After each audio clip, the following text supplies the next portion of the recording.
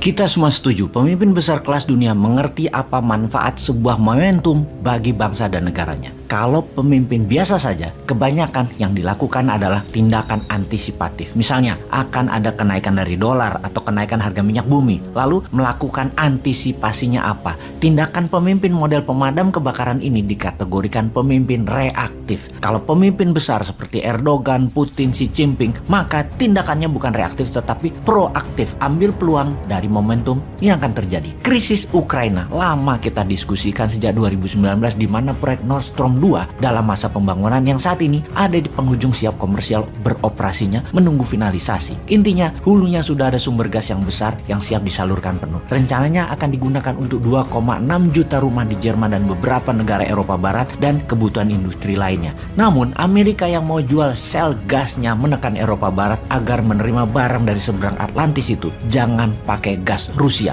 Putin berang. Maka Rusia cari alasan selain Putin punya romantisme sejarah yang ingin membuat dirinya bagaikan Catherine the Great, sang ratu yang menyatukan seluruh wilayah yang kemudian jadi patokan Stalin menjadi wilayah Soviet, di mana Putin akan ambil balik membuat Rusia baru. Alasannya Putin tidak mau NATO ada di pagar Rusia. Kalau NATO masuk, negara yang diambil NATO tersebut akan dianeksasi, diserbu dan diambil. Kembali ke Xi Jinping. Dalam masa yang cepat, Xi Jinping dan Putin baru saja menandatangani sebuah kontrak dagang senilai 118 billion dolar untuk transaksi Tiongkok beli minyak dan gasnya Rusia. Dengan tawaran tersebut, kalau gas Rusia tidak ke Eropa Barat, sebagian diambil Tiongkok. Itu jenius. Lalu apa yang Tiongkok akan lakukan?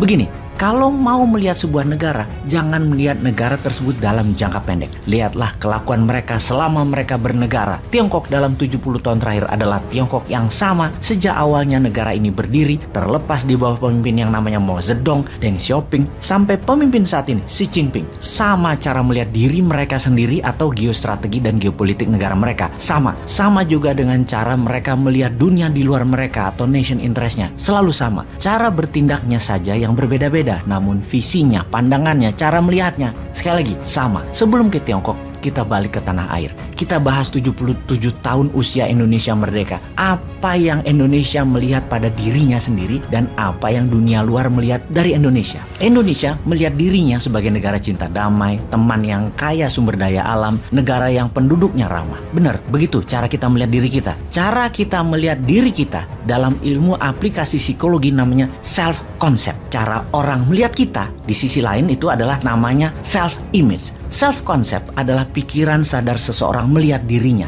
Self-image adalah pikiran bawah sadar seseorang yang tertanam di dalam. Jadi apa yang orang lain lihat adalah self-image yang ada dalam data pikiran bawah sadar seseorang. Self-concept Indonesia melihat dirinya adalah sebagai negara cinta damai, teman yang kaya sumber daya alamnya, negara yang penduduknya ramah. Dan apakah negara lain melihat begitu? Lalu apakah sesungguhnya self-image Indonesia? Apa gambaran citra negara lain melihat Indonesia? Indonesia itu di buku putih Departemen Pertahanan negara tetangga seperti negara Malaysia, Singapura, Australia melihat Indonesia adalah ancaman karena Indonesia citra dirinya yang dibaca oleh mereka adalah negara agresor. Sesungguhnya bawah sadar aslinya Indonesia itu adalah negara pejuang, negara global player, pengendali atau domination country yang semua itu dimainkan dengan baik oleh Gajah Mada, Hang Tuah, Prameswara, Sriwijaya dan hingga presiden pertama kita, Soekarno. Karena itu, bagi negara yang butuh Indonesia, tidak boleh hadir lagi pemimpin Indonesia yang agresor, yang berani, yang punya jaringan internasional, yang banyak referensi berpikir dengan buku, dan dikelilingi orang cerdik pandai level dunia.